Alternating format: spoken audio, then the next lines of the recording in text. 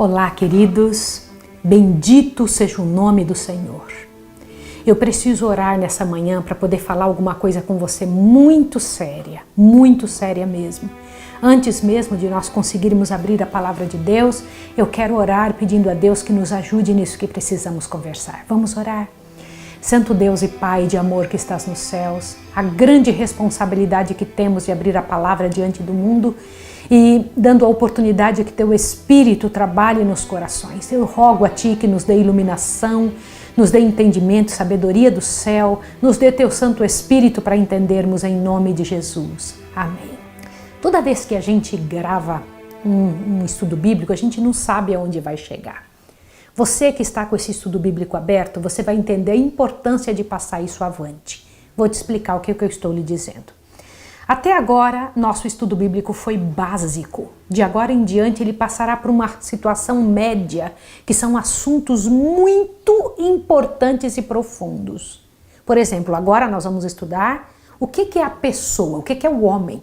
Onde ele vai quando ele morre? Você precisa entender isso. Serão 2 estudos seguidos sobre este assunto, porque eu queria que você esgotasse esse assunto. Esse assunto é muito sério porque ele dá base para religiões erradas. E você precisa entender sobre isso, você precisa compreender a respeito disso. Então tem a parte básica que nós já passamos, né? Estamos agora entrando na parte média e depois vamos entrar na profundíssima.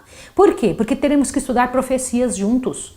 Você vai ter que entender o que está acontecendo agora, você vai ter que entender o que está acontecendo no mundo. Por que esse tipo de situação? Eu estou orando por você que está em confinamento, estou orando por você que está com dificuldade financeira, estou orando com você que está pensando como é que vai cuidar dos seus filhos, como vai alimentar as pessoas, de que jeito que está a sua família, a situação espiritual da casa. Eu sei, isso também tem preocupado a nossa casa e nós temos que aprender como confiar em Jesus, de que jeito de confiar naquele que nunca nos deixa. Então pegue a sua Bíblia em nome de Jesus, passe avante esses estudos. Eu gostaria que você agora, ao estudar, entrasse em contato com Deus do Universo. Multidões de anjos estão na sua casa agora. Eles vieram porque sabiam que você deseja saber. Então eles vieram trazendo a bênção de Deus. O Espírito Santo está na sua casa. Pode acreditar no que eu estou lhe dizendo, porque Deus tem interesse em que nós conheçamos logo. Estes últimos dias estão sendo a oportunidade que o mundo tem de conhecer a vontade de Deus, de conhecer o que Deus pensa, de conhecer o que deveríamos sempre ter conhecido. Tá? Abra sua Bíblia, por favor, no livro de Salmos, para que você entenda. Alguma vez você já se perguntou quem é você, como você foi formado, de que jeito que a pessoa humana foi feita? Como Deus fez o homem? Presta atenção, abre a sua Bíblia, por favor, em Salmo capítulo 8, verso 5. Corre na sua Bíblia. A Bíblia nos dá respostas. Eu preciso te dizer uma outra coisa importante.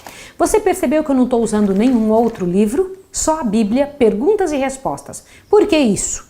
Por que eu estou usando somente isso? Bíblia com perguntas e respostas. Para você não dizer assim, foi de um livro tal que se tirou essa informação, foi uma pessoa que falou. Não foi. Isso é só Deus falando.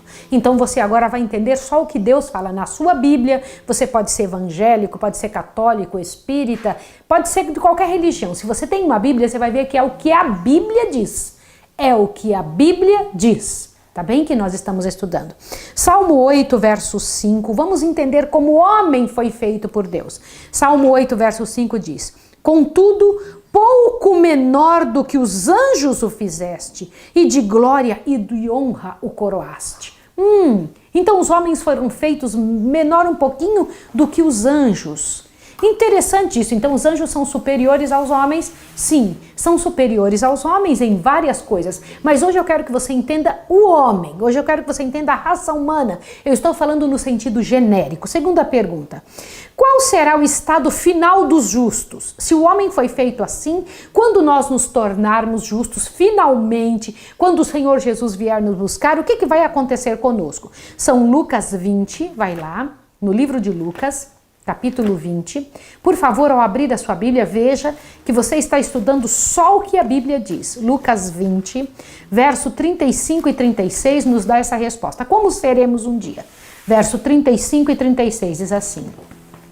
Lucas, achou? Lucas 20, verso 35 e 36 diz: mas os que forem havidos por dignos de alcançar o mundo vindouro, e a ressurreição dentre os mortos, não hão de se casar nem ser dados em casamento, e não podem mais morrer, pois serão como os anjos, e são filhos de Deus, sendo filhos da ressurreição. Opa, então hoje somos menores do que os anjos, um dia seremos igual aos anjos, e não morreremos. Interessante isso, não é? Você não acha interessante isso? Pois você deve pensar, essa é a primeira informação que nós temos. Terceira pergunta, como são chamados os anjos então? Hebreus 1,14, vai lá em Hebreus, vai lá. O livro de Hebreus traz muitas informações importantes. Nós vamos usar muito o livro de Hebreus quando nós estivermos trabalhando na parte mais profunda do nosso estudo, tá? Hebreus 1, o Senhor Deus vai explicar como são os anjos, para que você entenda o que um dia você se tornará. Hebreus 1,14. Não são todos eles espíritos ministradores enviados para servir a favor do que hão de herdar a salvação? Espíritos ministradores. Interessante isso. Veja, eles também foram criados por Jesus. Diferentes de nós em alguns aspectos, e hoje somos muito mais diferentes por causa do pecado. Agora perceba, qual a diferença existente entre os dois Adões? Jesus é o segundo Adão, o primeiro Adão, aquele criado lá no Éden. Lembra disso? Lá na semana da criação. Vamos ver a diferença entre eles, 1 Coríntios, capítulo 15. 1 Coríntios, corre para 1 Coríntios, por favor. Por que é tão importante entender isso? Vai guardando todas estas informações, porque isso vai ser extremamente importante para você e a sua família. Você não pode ser enganado, você não pode acreditar no que os outros creem. Você tem que ver a coisa como Deus crê. 1 Coríntios, por favor, capítulo 15, verso 45. O Senhor Deus mostra a diferença entre os dois Adões. Então vamos lá? Assim também como está escrito, o primeiro Adão foi feito alma vivente, o último Adão, espírito vivificante. Pronto.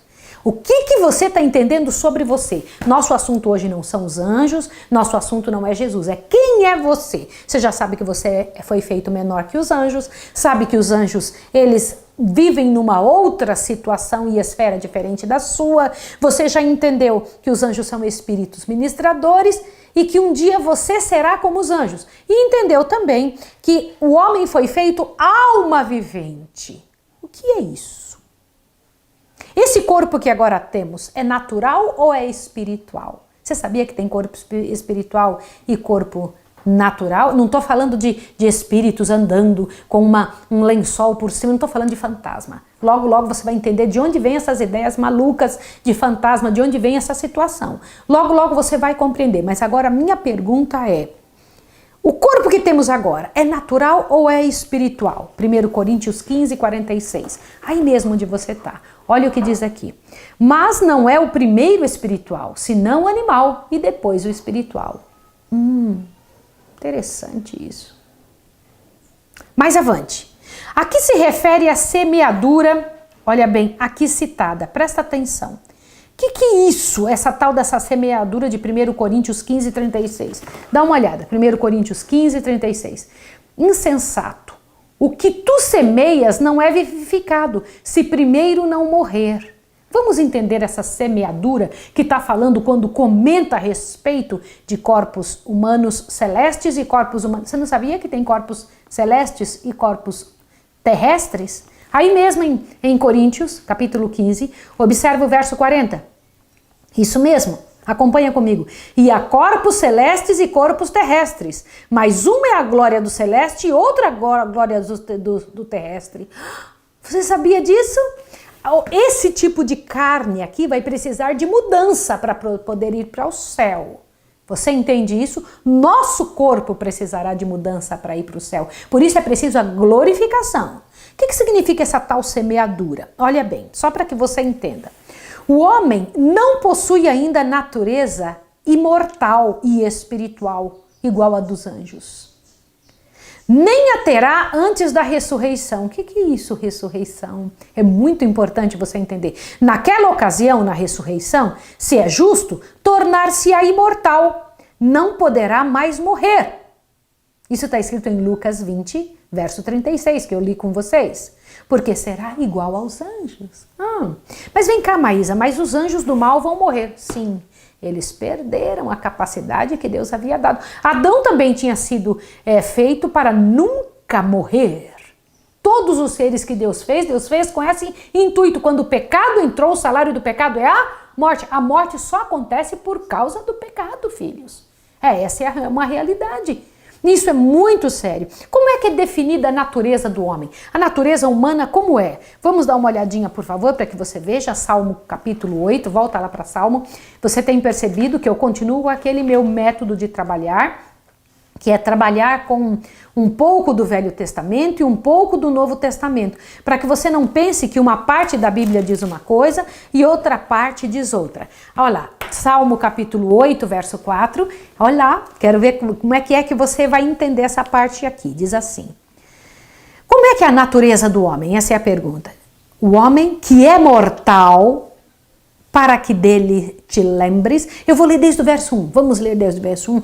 Ó Senhor, Senhor nosso, quão admirável é o teu nome em toda a terra. Puseste a tua glória sobre os céus. Da boca das crianças e dos que mamam, tu suscitastes força por causa dos teus adversários, para fazer escalar o inimigo e vingativo. Quando vejo os céus, obra de teus dedos, e a lua e as estrelas que preparastes, que é o homem mortal para que dele te lembres e o filho do homem para que o visites? O homem é mortal. Essa é a natureza do homem. Deus fez o homem mortal. Aliás, sabe por que isso? Veja só. Imortalidade a gente só recebe de Deus. Não é natural de nós. Nossa natureza é mortal. Por quê? Só Deus tem vida em si mesmo. Todos os seres que têm vida recebem de quem? De quem doou a vida, de quem procede a vida. Todos possuem vida vinda de Deus. Compreende isso? Então nós somos mortais. Mas qual é a natureza divina? Qual é a natureza do Senhor? 1 Timóteo, eu sei que você sabe, mas nós vamos lá. 1 Timóteo, é importante que você veja os textos para que você possa marcar e ir fazendo esse tipo de estudo com as outras pessoas, com as pessoas da sua família, para que você não perca a oportunidade de entender estas situações. Como assim? Se você tiver esses textos todos em mão, tiver todas essas informações com você, vai ficar fácil você dar os estudos. Se eu fosse você, eu pegava um papel e ia escrevendo um por um. Qual é a natureza de Deus? A natureza do homem é mortal. E a natureza de Deus é o quê? 1 Timóteo 1,17. Vamos lá? 1 Timóteo capítulo 1, verso 17. Minha Bíblia está tão velhinha que ela está assim, difícil de virar as páginas. 1,17. Ora, ao Rei eterno, imortal, invisível, ao único Deus, seja honra e glória para todo sempre. Amém. Nosso Deus é imortal, dele vem vida, ele não morre nunca. Tá entendido? Então nós somos mortais, Deus é imortal. O que significa imortal? Não está sujeito à morte. Agora, do que foi formado o homem no princípio? Eu sei que você sabe, mas você precisa ler. Vai em Gênesis 2, verso 7. Vamos ver os elementos que foram usados para que o homem pudesse ser feito. Eu preciso comentar uma coisa muito séria com você. Quando você vai fazer um bolo, quando você vai fazer uma comida, você precisa de uma receita. E nessa receita você precisa de ingredientes. Sem um ou outro ingrediente, você não consegue o resultado que precisa. Um homem vivo é preciso de quê? Dá uma olhada, Gênesis 2, verso 7, o Senhor Deus explica. Formou o Senhor Deus o homem do pó da terra. O Senhor Deus fez o boneco de barro e soprou nas narinas dele o fôlego de vida. Então Deus pegou a minha pergunta para você, olhe bem. Antes de Deus criar Adão, quando Deus só tinha feito um boneco de barro, aonde Adão estava? Você tem que pensar sobre isso. Não, Adão não estava na terra, lá era um boneco só de barro, não era Adão. Para ser Adão tinha que ser alguém vivo, tá bem? A minha pergunta é, aonde Adão estava quando Deus tinha só feito o boneco de barro no chão? Ele pegou o pó da terra e fez um boneco, tá? Então agora eu te pergunto, aonde estava Adão? Estava dentro da cabeça de Deus? Estava pulando aqui fora? Tinha uma alminha pulando? Não. Observe o texto para que você entenda a seriedade disso. Quando Deus fez o boneco, Deus soprou nos narizes, no nariz de Adão, passou para dentro dele o que tinha dentro de Deus. Deus tem a vida. Deus passou o que para Adão? O fôlego de vida. Dê uma olhadinha, por favor, veja de novo o verso 7. Formou o Senhor Deus o homem do pó da terra e soprou-lhe nas narinas o fôlego da vida e o homem se tornou o quê? O que diz aí? Alma vivente. Como assim o homem se tornou alma vivente? Então não foi uma alma que entrou nele. A mistura dos dois ingredientes, que é pó da terra mais fôlego de vida, concede para nós o quê? Resulta no quê? Presta atenção. Numa alma vivente. A alma existe sem os dois estarem juntos? Não. Assim como um bolo não existe só uma farinha e um ovo. Uma farinha e um ovo é farinha e ovo. Para ser um bolo é preciso ter os ingredientes todos juntos, mas a minha situação aqui é essa: para ter um resultado que Deus disse na Bíblia, é preciso ter todos os ingredientes juntos. E quais foram os ingredientes que Deus usou? Pó da terra mais fôlego de vida. Agora, que ato tornou Adão uma alma vivente? O soprar nas narinas o fôlego de vida. Ele só se tornou uma alma vivente quando Deus soprou sobre ele. Agora veja, eu preciso que isso fique muito claro para você. A alma vivente não foi posta no homem, mas o que foi posto no homem foi o fôlego de vida. Você entendeu isso? O homem foi feito de pó da terra. E então ele se tornou uma alma vivente ou uma criatura. O termo original correspondente à alma vivente nesse texto é Nepesh Shayak, que significa, sobre o uso dessa expressão em Gênesis 1:24, traduzida por alma vivente, diz o Dr. Adam Clarke. Olha o que ele diz. Um termo genérico para expressar todas as criaturas possuidoras de vida animal, em qualquer de suas infinitas variedades e graduações, desde o semi-racional elefante até o estúpido pocó, ou ainda mais baixo, ao pólipo, que parece participar igualmente da vida vegetal e animal. Tudo que vive recebe da mesma fonte. Seja um micróbiozinho, seja um animal grandão, seja o homem, todos nós recebemos de Deus. Ninguém tem vida em si mesmo, ninguém tem vida inerente a si mesmo. Além do homem, quais outras criaturas são chamadas de alma vivente? Você não sabia disso? Pois isso está na Bíblia. Por favor, veja Gênesis 1:30. Aí mesmo em Gênesis 1, verso 30, olha só. E a todos os animais da terra, todas as aves do céu e todos os seres viventes que se arrastam sobre a terra, tenho dado todas as ervas verdes como mantimento, e assim se foi.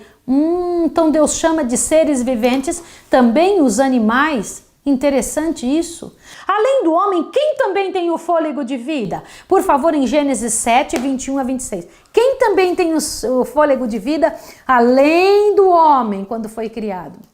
Só para você ver aquilo que eu estou te dizendo, como é verdade mesmo. Gênesis 7, verso 21 e 22 diz o seguinte: pereceram todos os seres viventes que se moviam sobre a terra, tanto de ave como de gado e animais selvagens, e de todo réptil que se arrasta sobre a terra, e de todo homem. Tudo que tinha fôlego de vida em suas narinas, tudo que havia em terra seca, pereceu. Peraí. Deus está dizendo que os animais também têm fôlego de vida nos seus narizes?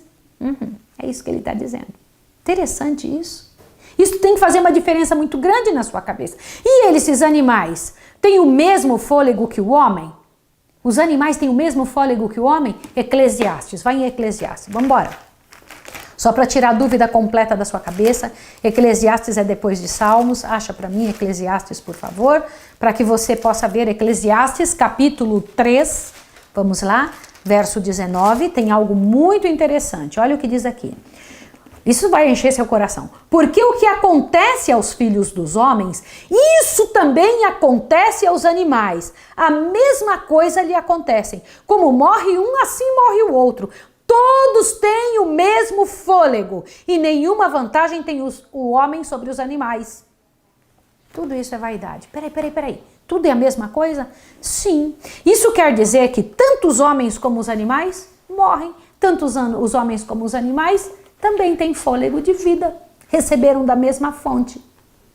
Interessante isso. A vida deles agora, como para o resto da criação animal, depende do seu fôlego. Tanto para os animais como para qualquer ser, depende do fôlego de vida.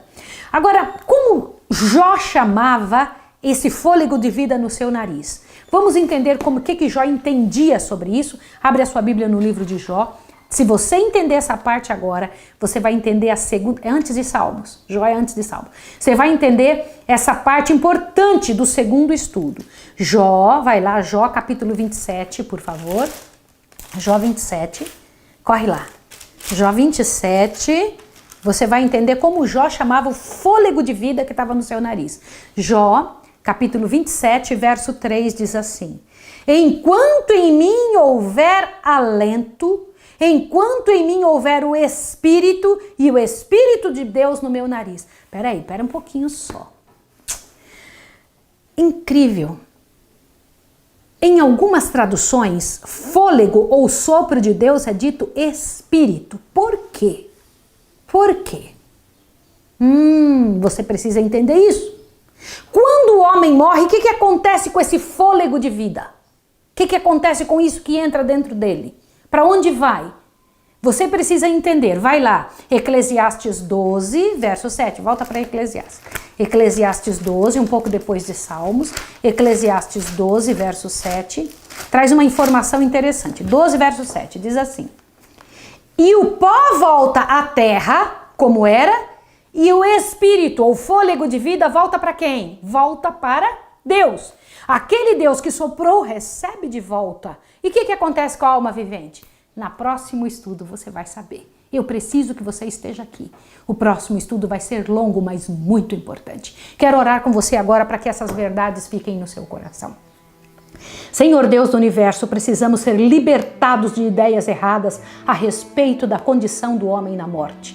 Eu lhe imploro que em nome de Jesus nos ajude, eu lhe imploro que em nome de Jesus nos abençoe e nos fortaleça para que entendamos toda a tua vontade. Em nome de Jesus. Amém. Deus abençoe você e até o próximo estudo.